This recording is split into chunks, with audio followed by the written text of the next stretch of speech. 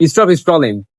মানে বিপিএল কর্তৃপক্ষ এগুলো কি শুরু করেছে, যেখানে আমাদের বিপদের গত আসরে যে ফ্র্যাঞ্চাইজি গুলো ছিল এখন তারা নাই, তাদের অধিকাংশ তারা ফরেন প্লেয়ারদের বলেন আমাদের লোকাল প্লেয়ারদের বলেন, মানে তারা কি সম্পূর্ণভাবে কি টাকা পরিশোধ করতে পারেনি।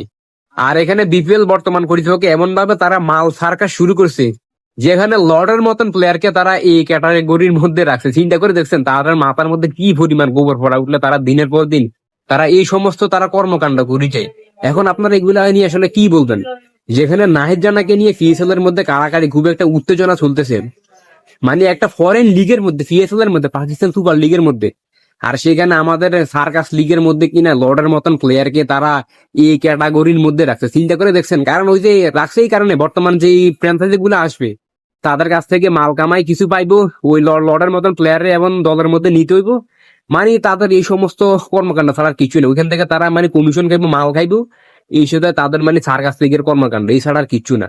এখন আপনারা দিন শেষে এগুলা নিয়ে কি বলবেন? সেখানে আপাতত আমাদের নতুন টিম নোয়াখালী এক্সপ্রেসের মধ্যে এই যে আমাদের প্রিয় গতা সুজনকে করা হয়েছে তাদের হেড কোচ।